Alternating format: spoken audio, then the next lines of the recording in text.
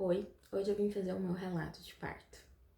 Eu decidi fazer ele agorinha, quando eu tava com o Bento no colo, e revivi mais uma vez o que foi esse processo de parir o Bento. Dizer parir o Bento é algo que foi ressignificado por mim. Como vocês sabem, eu sou doula. Trabalho com parto normal, humanizado, natural. Me apaixonei por esse universo desde criança e busquei isso na vida adulta, então é algo que eu já trabalho e estudo há tanto tempo. E como doula, né, eu tinha discursos um tanto até radicais, como vocês já me ouviram dizer aqui algumas vezes, de que cesárea não era parto. Então a mulher que teve uma cesariana, ela não pariu o seu bebê. Porque de fato é isso que a gente tem na terminologia, né? Quando a gente fala em cesárea, é uma cirurgia, não é um parto.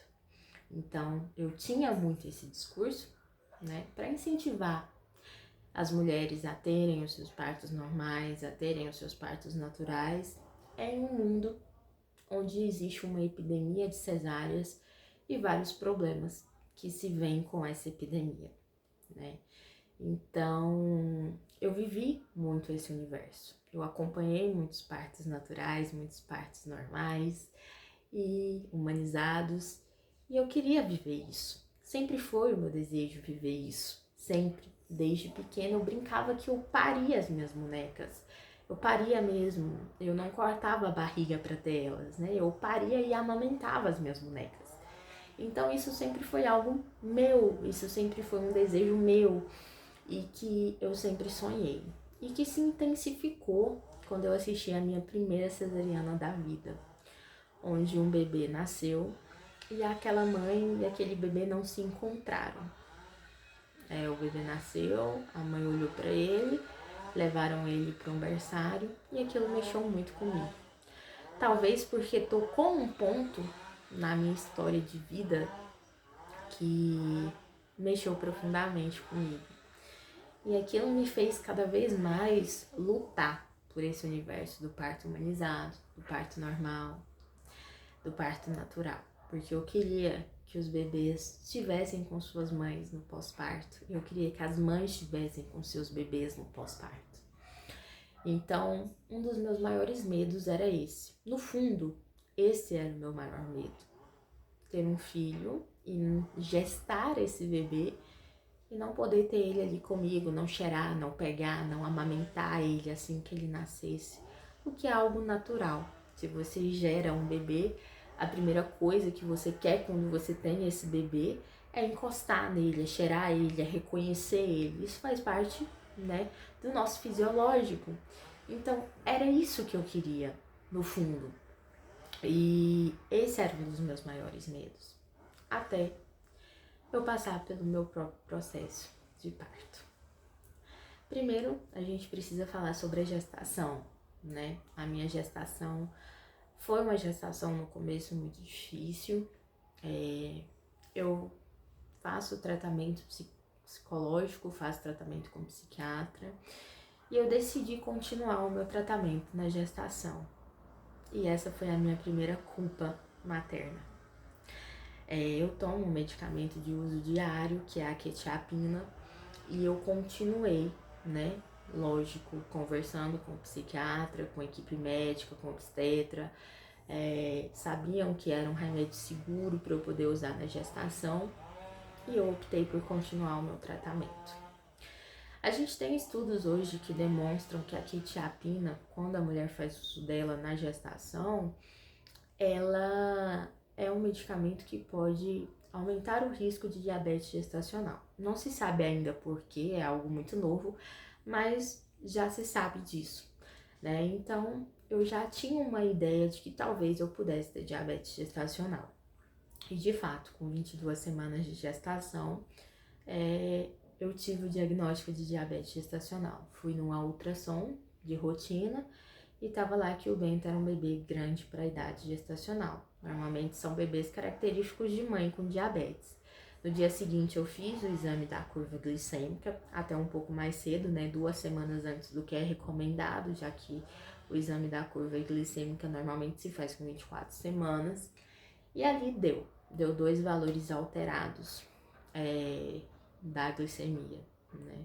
Alterou ali com 1 hora e com 2 horas pós a ingestão do líquido, que você ingere ali a glicose pura.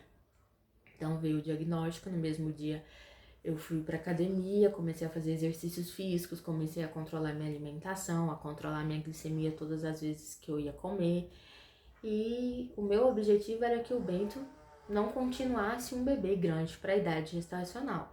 Até porque eu sabia, né, que a gente sabe que bebês que são muito grandes no final da gestação, muitos médicos não querem nem tentar a indução de parto, né? Nem querem dar a chance para essa mulher ter um parto normal, porque o bebê é grande. Então, eu queria controlar o peso do Bento e o meu peso, para que assim a gente pudesse seguir numa gestação mais saudável possível, para que a gente tivesse a chance, né, de tentar um parto natural. E assim foi feito. Eu consegui controlar meu peso, eu engordei 3 quilos apenas na gestação. O Bento voltou para o percentil normal, ele deixou de ser um bebê grande para a idade gestacional, seguiu bem ali nos outros meses.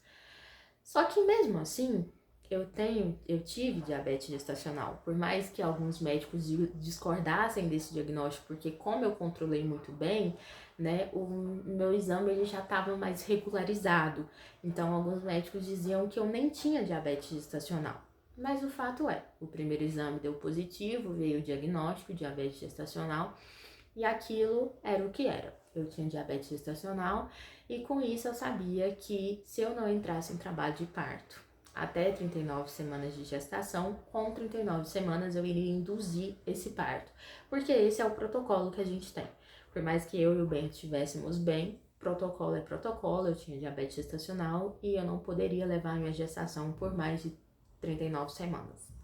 Eu não poderia chegar a 40, 41 semanas, 42 semanas como uma mulher que não tem nenhuma doença na gestação.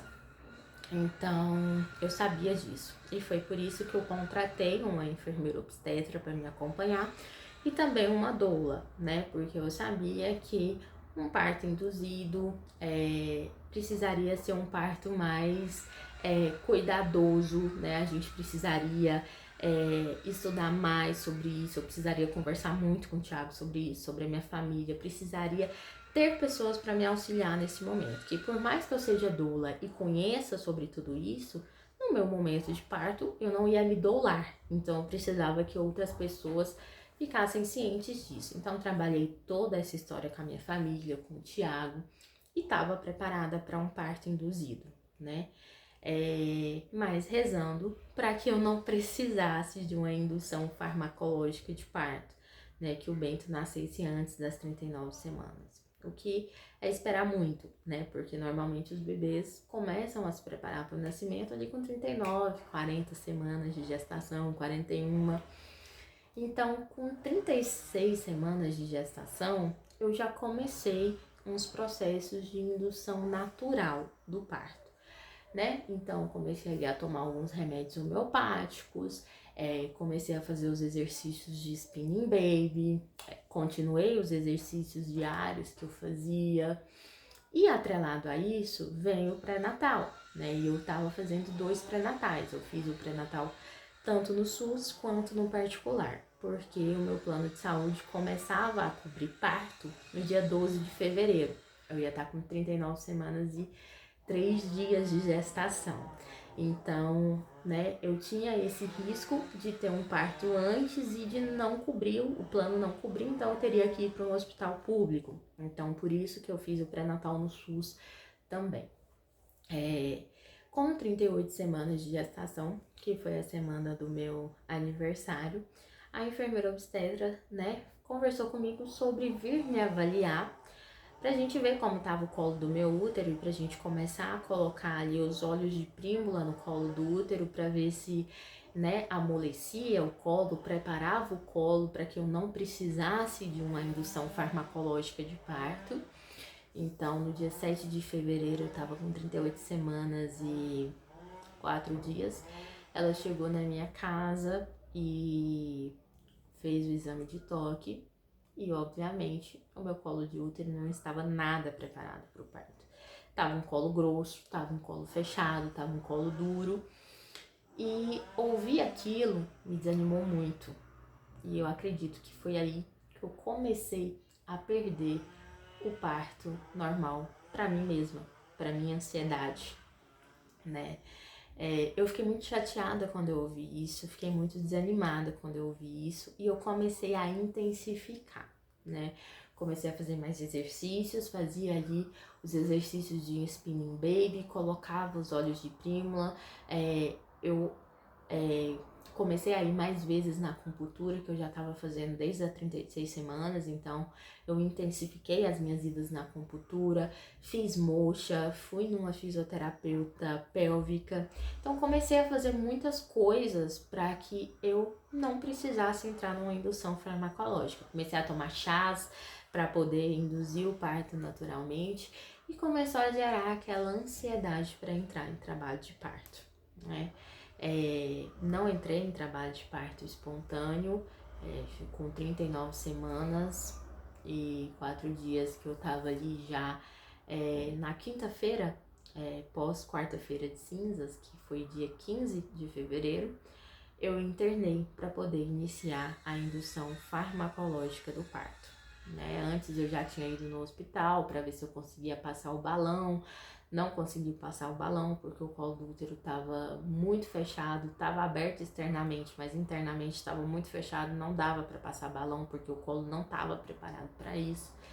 Então eu comecei a indução de parto. Eu acordei na quinta-feira, fui para uma maternidade pública, iniciei a indução, queria iniciar a indução lá, porém estava muito cheia, eu não consegui nenhuma vaga para internação e no final do dia eu decidi então ir para maternidade particular, já que o meu plano já estava cobrindo. Então eu fui para a Prêmio, uma maternidade aqui de Goiânia, internei e comecei o processo de indução do parto à noite, né, que nada mais é do que colocar os comprimidos de misoprostol no colo do útero para trabalhar o colo do útero para o trabalho de parto. Misoprostol é o hormônio prostaglandina de forma sintética, né, para amolecer o colo do útero e preparar ele para que ele consiga dilatar e as contrações motoras depois iniciarem para que ocorra, né, a dilatação do colo do útero. Então, a gente tem como protocolo colocar um comprimido a cada 6 horas ou um comprimido a cada 4 horas. Eu iniciei o processo de indução do parto com um comprimido a cada 6 horas, né? E no máximo pode colocar 8 comprimidos. Então, eu iniciei o processo de parto com os plantonistas, né? Porque eu não tinha pagado por exclusividade médica. Iniciei com os plantonistas e assim começou o meu processo de indução do parto, né? Na maternidade eu voltei a fazer os exercícios, fiz o que eu podia, só que cada vez que avaliava, o colo do útero ainda estava fechado, não estava preparado, colocava outro comprimido, monitorava o Bento através do cardiotoco para ver se ele estava bem, não, a indução não estava prejudicando ele, então me permitiram continuar a indução do parto. Então eu continuei a indução do parto, coloquei vários misoprostóis, até que chegou no sábado de manhã e a médica plantonista, resolveu mudar o protocolo e colocar um comprimido a cada 4 horas. E aí me restava 2 comprimidos apenas, né? Eu já tinha colocado 6, o que pode colocar são 8. Então, fomos para esse processo de um comprimido a cada 4 horas para ver se o colo dilatava, né? Tentamos mais uma vez passar o balão, não conseguiu porque o balão não entrava porque o colo estava aberto externamente, mas internamente ele ainda estava um colo muito grosso, muito duro, que não conseguia fazer a passagem do balão. Então era só o comprimido mesmo que a gente tinha para fazer, além dos exercícios que eu fazia e tudo mais. Então, enfim, chegou no sábado à noite, eu já tinha colocado até mais de 8 comprimidos que eles me permitiram colocar porque o Bento estava bem, estava aguentando a indução e já não tinha mais o que fazer, né? Nesse processo todo, minha família ficou comigo, me apoiando, eles super me apoiaram, o Thiago ficou comigo, me apoiando, né? Eu tava ali internada, as pessoas, as equipes que foram me atender, todos eles apoiaram a minha vontade do parto natural, né? Do parto normal, apoiaram o meu desejo e de fato foram comigo até o último momento, onde já não tinha mais o que fazer e meu colo ainda não estava preparado. Ele tinha começado a amolecer um pouco mais, mas a gente já tinha usado todos os comprimidos possíveis e foi então conversado comigo sobre a possibilidade de ir para cesárea. E eu confesso que eu já estava muito cansada, eu já estava muito exausta mentalmente. Durante todo o processo de indução do parto, eu tive um acompanhamento dentro da maternidade psicológico, porque a maternidade oferecia isso, né? Então eu tive esse acompanhamento psicológico que foi muito importante para mim, para o Thiago e para minha família nesse momento, porque é um momento de ansiedade. Então eu decidimos que o melhor seria ir para uma cesariana, né, no sábado à noite.